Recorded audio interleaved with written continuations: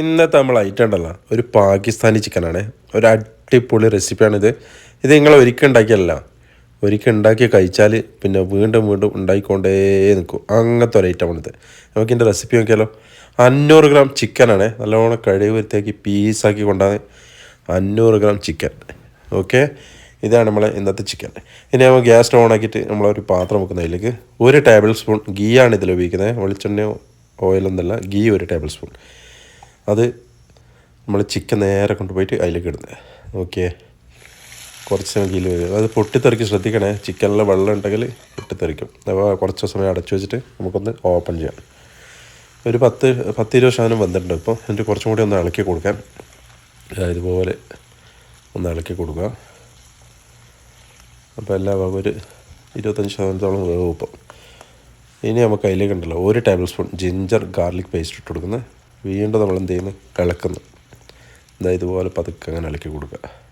ഇപ്പം തന്നെ നല്ലോണം ചിക്കനടുത്ത് വെന്തോളൂ കേട്ടോ. ഇനി ഉള്ളി ആദ്യമല്ല ഇടുന്നത് കേട്ടോ. ഇതിൽ ഉള്ളി പിന്നീടാണ്. ഇതുപോലെ കുറച്ച് ചിക്കൻ വന്നതിന് ശേഷം നമ്മൾ ഉള്ളി ഇടുന്നത്. ഇനി അതിലേക്ക് ഒരു ഹാഫ് ഉള്ളിയാണ്, ഹാഫ് തക്കാളിയും ചെറുതായി മുറിച്ചത്. ഇനി അത് വിട്ട് നല്ലോണം ഇളക്കുന്നത് ഇതുപോലെ.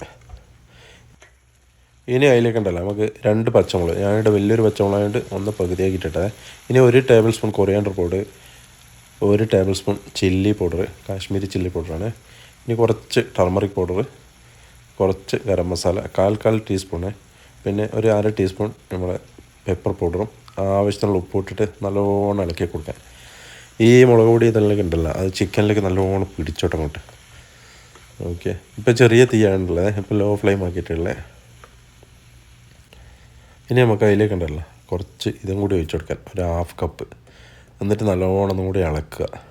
ഇതുപോലെ ഇളക്കി കൊടുത്ത് ഇപ്പോൾ ശരിക്കും മസാല എല്ലാം ചിക്കനിൽ നല്ലോണം പിടിച്ചിട്ടുണ്ടാവും. ഇനി നമുക്ക് കുറച്ച് കസൂരി മേത്ത് ഇട്ടിട്ട് ഒന്നും കൂടി ഒന്ന് ഇളക്കി കൊടുക്കുന്നത്. എന്നിട്ട് അടച്ചു വെച്ചിട്ട് ഒരു 10 മിനിറ്റ് കൂടെ വേവിക്കുക. ടോട്ടൽ ഒരു 20 മിനിറ്റ് വെന്തിച്ചാൽ മതി. നമ്മൾ ചിക്കൻ ഏകദേശം ആയിക്കൊണ്ടിരിക്കുന്നു. ഇനി ഒന്നും കൂടി ഇളക്കി കൊടുത്തതാ. നല്ലൊരു ചെറിയ ടൈറ്റ് ഗ്രേവി മാതിരി ഉണ്ടായിരുന്നേ. ഇനി നമുക്ക് അതിലേക്ക് ഉണ്ടല്ലോ കുറച്ച് മല്ലിയില, ചെറുതായി മുറിച്ച മല്ലിയില അങ്ങോട്ട് ഇട്ട് കൊടുക്കുക.